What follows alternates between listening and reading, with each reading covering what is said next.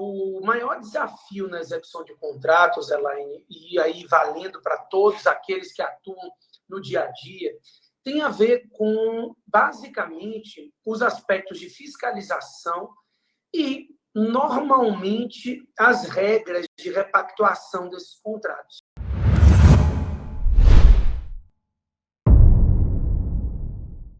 Olá, pessoal! Olá a todos, boa noite a todos. É um prazer ter vocês aqui comigo, tá? E hoje a gente vai ter uma pessoa muito querida participando, porque hoje a gente vai fazer um podcast, né? Na verdade, a gente vai sair do modelo podcast, uma ex-aluna minha, Elaine, nós vamos sair do modelo podcast e vamos fazer uma live hoje com as perguntas que chegaram para a gente, que surgem para a gente, daqueles que estão tentando ser especialistas reconhecidos. O que acontece? Eu vou aqui convidar a Elaine. Pronto. Oi, Elaine, tudo bem? Boa noite. Boa noite, tudo jóia? Boa noite para todos.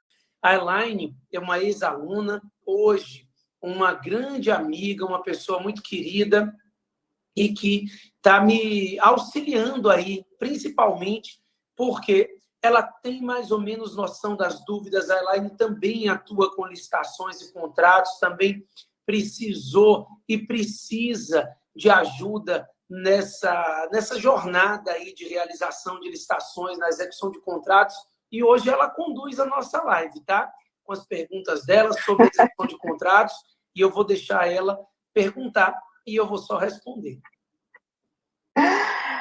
Obrigada, boa noite, pessoal. Eu quero começar falando que a gente vai falar de desafios na execução de contrato, mas hoje é um desafio estar aqui com vocês ao vivo, tá? Eu faço parte aqui mais do background, né, do projeto Especialista Reconhecido, participo do professor Matheus. Mas aí, vamos lá então, professor. Professor, eu queria que você falasse para a gente qual o principal desafio para o procurador na execução dos contratos administrativos. E aí, tanto na 866 quanto na 1433. Na verdade, o maior desafio na execução de contratos, Elaine, e aí valendo para todos aqueles que atuam no dia a dia, tem a ver com, basicamente, os aspectos de fiscalização e, normalmente, as regras de repactuação desses contratos, né?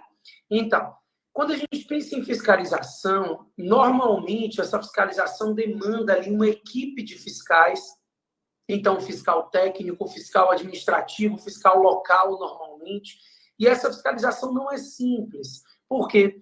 Primeiro porque você precisa fiscalizar a boa execução do contrato, mas você precisa fiscalizar pagamento de empregados, débitos trabalhistas, FGTS, débitos previdenciários. Então, no dia a dia, você vê que o fiscal de contrato, para ele dar um ok numa fatura, ele precisa verificar muitos aspectos dessa contratação. Isso normalmente é analisado à luz da lei anterior, da mesma forma que à luz da nova lei. Na verdade, quando a gente pensa nesse desafio da fiscalização de contratos, a lei 14.133, ela foi regulamentada por uma IN, que é a IN 75, que optou por remeter à IN 5. Ou seja, as regras de fiscalização vão seguir mais ou menos o mesmo padrão da legislação anterior. É uma dúvida que os alunos já tinham e vão continuar tendo, mas a lei mudou poucos detalhes em relação a esses aspectos de fiscalização. Diferente da questão de repactuação, que eu disse a você que é um outro desafio muito grande na execução de contratos. Por quê? Também seguimos uma IN, hoje ela foi incorporada na Lei 14.133, mas o fato é que dentro da 8666, nós já temos muita dificuldade de verificar se ele cumpre os requisitos de repactuação, o interregno no mínimo de um ano, né? A regra de que esse interregno no mínimo de um ano deve ser contado da data da proposta, quando a gente estiver falando de material, mas da data da convenção coletiva, quando estiver tratando de mão de obra. Enfim, são muitos pequenos detalhes, e como é dinheiro público, né? Na hora que está falando de repactuação, está falando de dinheiro público, é um desafio muito grande. Na nova lei, isso fica mais detalhado, mas não facilita muito a vida do gestor, não. Mantém aí os mesmos padrões que dificultam essa repactuação e essa análise da repactuação. Mas não são desafios insuperáveis, não, tá, Elaine? São somente os pontos que eu vejo que normalmente geram maiores dúvidas daqueles que estão atuando na execução de contratos. A gente tem também aquele advogado que atua para a empresa privada, né, na execução do contrato administrativo. E para esse advogado, assim, o que o senhor diz? Esse, Elaine, tem que tomar muito, mas muito cuidado. Por quê? Existe um entendimento hoje no âmbito dos órgãos de controle da administração federal que o direito à repactuação preclui se você não fizer o requerimento dentro do prazo. Então, quando vence 1 ano do prazo da primeira repactuação, se você for pedir a segunda, você já perdeu a primeira, né? Então, essa exigência do pedido de repactuação gera uma necessidade do cuidado desse advogado dessa empresa, né? Já imaginou se você hoje advoga para uma empresa e essa empresa tem o direito à repactuação de valores para que ela mantenha aí uma margem de lucro bacana, muitas vezes 6, 7, 8, 10%, e simplesmente essa empresa perde esse direito à repactuação que ela tem, pelo fato de que o advogado não orientou ela no sentido de que ela deveria ter feito o pedido de repactuação dentro do prazo, e essa preclusão acontece, né? Então, é um detalhe que parece simples, mas que pode, assim, destruir a vida de um advogado nesse sentido, ou alavancar a vida de outro advogado que consegue ajustar isso numa empresa. Bacana. E tem também o gestor, né? O gestor público, que também enfrenta desafios, né, professor? O gestor segue ali mais ou menos o mesmo padrão do que eu falei em relação ao primeiro passo, né? Tanto o gestor público quanto o advogado público, eles precisam chancelar as regras ali de fiscalização, designar fiscais. Aí, nesse ponto, o consultor jurídico, o advogado público, eles estão ali no mesmo caminho, né? Lembrando que nesse momento de transição, o fato de você estar entendendo como está a nova legislação, aplicando devidamente a IN que determina as regras de fiscalização, isso muda a visão do gestor em relação a você, consultor público, e evita responsabilizações também, né, do gestor e do próprio advogado público. E os analistas de licitação, professor, tem algum desafio, alguma coisa em relação a eles na execução do contrato? Normalmente, esse analista ele faz parte da fiscalização. Então, ele está ali no centro do problema, né? Quando ele leva isso para o consultor jurídico, quando leva isso para o gestor, o problema é terceirizado. Mas, no primeiro momento, ele é o responsável pela fiscalização. Então, ele precisa saber quais os documentos que ele vai exigir, ele precisa entender exatamente quando liberar uma fatura para não determinar o pagamento de uma empresa que não está pagando os empregados, por exemplo, porque isso pode gerar responsabilidade trabalhista da empresa, vai considerar que a empresa está executando indevidamente, que o Estado está executando indevidamente a fiscalização e a responsabilização trabalhista do Estado, e aí a confusão está armada, né? Então, é aquilo que eu falo. Na nova lei, os gestores estão atrás de especialistas reconhecidos, pessoas que estejam atualizadas. Não adianta eu ter ali a minha equipe de confiança que não está atualizada na nova lei, porque ela vai me dar dor de cabeça mais adiante. Entendi. Vamos lá, professor. Vamos pensar, então, agora no procurador concursado, né? Por que essa fiscalização ali é um obstáculo para ele, para a carreira dele? A repactuação também, né? O advogado público e o consultor jurídico, eles executam a mesma atividade do procurador aprovado mediante concurso, né? Então, em regra, eles executam aí a mesma atividade, tá? O que varia é de um órgão ou entidade para outra. Alguns órgãos têm plano de carreiras para procuradores e outros não. Então, municípios menores normalmente não têm, fazem contratação de empresas, de escritórios, enfim. Os desafios do advogado público, seja ele concursado ou não, são similares. E, por óbvio, nós queremos evitar a responsabilização desse procurador, que hoje se responsabiliza pelos pareceres emitidos com erro grosseiro, além de fazê-lo se tornar referência, né? O sujeito que é advogado público, seja ele concursado ou não, ele é um operador do direito, ele tem que se atualizar, ele vai se tornar a referência da nova lei, caso ele consiga fazer isso aí o quanto antes. A questão do advogado que atua para a empresa privada? Você já falou um pouco, mas eu queria que você entrasse um pouco mais nesse impacto da execução do contrato, né, da questão da preclusão, por exemplo, que isso afetaria na carreira dele. Tá. Um advogado de uma empresa privada, ele precisa ficar muito atento, principalmente para evitar que erros de fiscalização, de execução e de contratação cause problemas para a empresa dele e, consequentemente, para ele, né? Então, se ele tem uma fatura retida ali, se a empresa tem uma fatura retida durante 10, 15, 20 dias por não recolhimento ou não colocação de valores numa conta vinculada. A nova lei de licitações, por exemplo, traz expressamente essa ideia da conta vinculada para débitos trabalhistas, FGTS. Então, cada dia que essa empresa fica sem o recebimento da fatura, é um prejuízo grande para a empresa, né? Uma empresa não quer ficar com prejuízos numa relação contratual. O direito de pedir a repactuação preclui. Se virar o ano e chegar o ano para pedir uma segunda repactuação, a anterior está precluída. E isso gera prejuízos incalculáveis para essa empresa, que vai ter que manter a execução do contrato com valores mais baixos, dada a sua inércia no pedido de repactuação. Então, esses detalhes criam um problema para a empresa, que é um problema de lucro, né? E empresa privada não vive sem lucro, e qualquer obstáculo à obtenção desse lucro vai ser retirado do caminho. Então, tenha certeza que o advogado que não esteja atualizado com esses detalhes e não consiga evitar que a empresa sofra esses prejuízos, dificilmente vai conseguir se manter nessas empresas e dificilmente vai conseguir novos clientes. Por outro lado, aquele que está executando isso muito bem tem uma tendência de conseguir aí as contratações das empresas.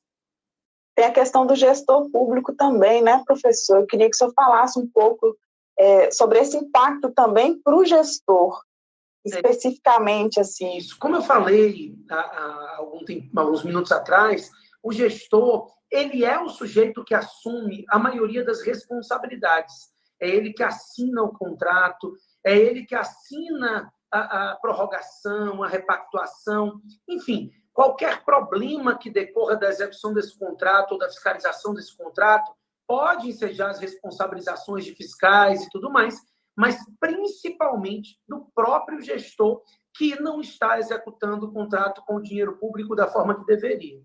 Uma coisa que vem assim na cabeça quando a gente fala, por exemplo, da repactuação, da fiscalização, que é um obstáculo na execução dos contratos, é que dá muito trabalho, né? É uma coisa difícil, complexa de fazer. Tem um caminho que o senhor conhece assim, para simplificar isso? Não deixar mais fácil, não sei se dá para deixar mais fácil, mas deixar menos complexo, menos difícil. Claro. Olha, Elaine, na verdade, não é tão complicado quanto parece num primeiro momento, não. E aí, aqueles que já são aí especialistas, que já estão atuando na área, vão concordar com o que eu estou falando. Porque a gente, hoje, por exemplo, as repactuações podem ser feitas por apostilamento. Então, alguns alunos ainda usavam, até pouco tempo atrás, aditivo para repactuação, quando isso não é necessário há muito tempo. Então, o apostilamento tem uma formalização mais simples, normalmente a gente coloca alguns modelos, as pessoas aprendem, entendem como é, mas o fato é que, assim, o único detalhe que ele precisa atentar são os prazos de preclusão, prazo em que ele pode pedir repactuação, prazo mínimo. O Daniel falou que o segredo é estudar. O segredo é estudar e praticar, né? Pegar um pouco do caso concreto, analisar, ir além um pouquinho da teoria e entrar um pouco nos aspectos práticos, fazer um pouco de simulações em relação à regulamentação aí da nova lei e, com certeza, esse é o maior segredo. Mas não é só isso, tá?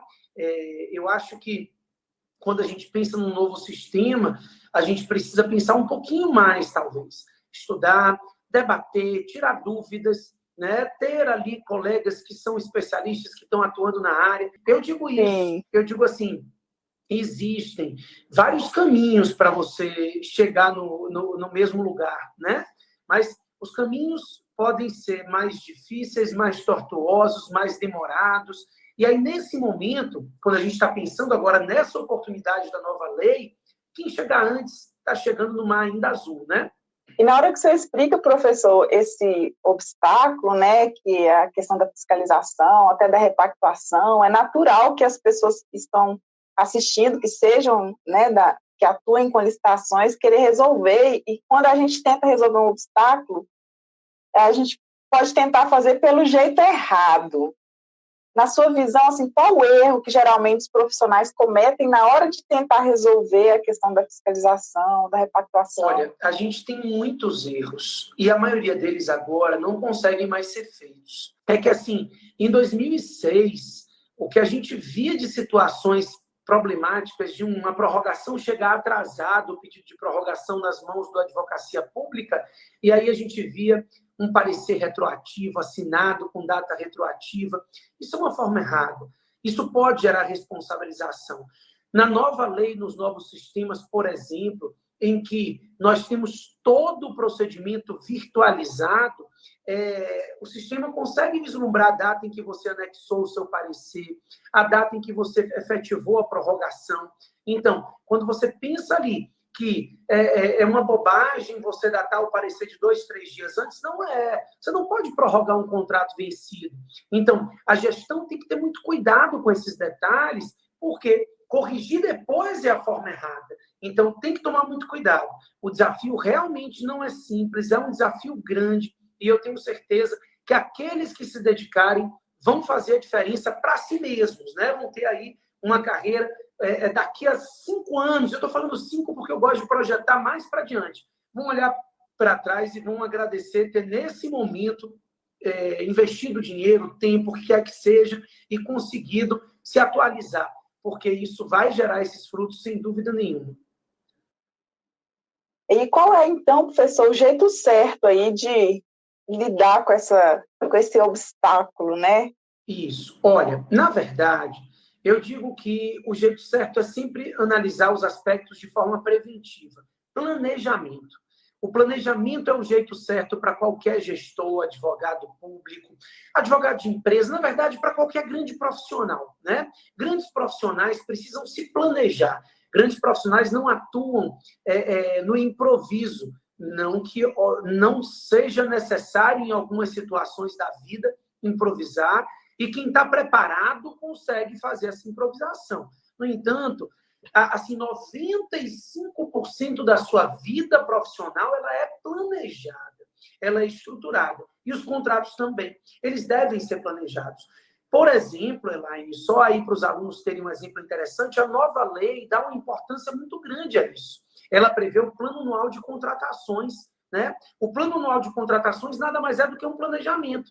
Então, por que você vai ficar aderindo a 1000 atas de registro de preço se você tem um plano anual de contratações no qual você planejou cada um dos contratos e cada um dos objetos e serviços que você precisa, né? Então, esse planejamento do gestor, ele vai fazer a diferença ali naquele órgão. E, é claro, fazendo a diferença no órgão, faz a diferença de todos os profissionais que estão envolvidos ali, porque se torna um modelo, se torna um padrão, e com isso você garante que a região conheça aqueles profissionais ali como especialistas reconhecidos, como referências nessa condução da nova lei. Então é isso. Aí a questão da visão, né? O senhor acabou fazendo. Minha outra pergunta era na visão, o jeito certo com a visão do analista de licitações, com a visão do gestor. Eu acho que o senhor já passou por tudo, né? Eu acho que sim, porque, na verdade, quando a gente viu ali o pedacinho de cada um e a importância de cada um, eu repito que, se tiver todo mundo preparado, e o jeito certo é você primeiro se preparar, se organizar, entender a nova lei, saber como é que vai ser essa gestão, depois, o outro passo é você fazer os seus planejamentos. Então, como a nova lei está sendo implementada passo a passo, quem está começando hoje vai conseguir fazer isso aos poucos, né? Não vai ter que fazer uma transição da lei anterior para a nova lei em todos os contratos de uma vez por todas. Então, isso pode ser feito aos poucos e esse planejamento vai começar sendo feito. E aí a tendência é que você cometa alguns pequenos erros passíveis de serem consertados ao longo do processo, porque você está se dedicando a um contrato só, a um processo só. Depois, os outros vão migrando quando você for se sentindo mais seguro em relação a isso. Gente, obrigado por tudo. Vou agradecer mais uma vez, Elaine, para estar aqui com a gente. Também quero agradecer. Pessoal, foi uma honra estar aqui contigo, tá? Eu agradeço muito a oportunidade e é um privilégio poder participar e ajudar tantos profissionais na área de licitações. Valeu, galera. Beijo para todo mundo. Até a próxima, hein?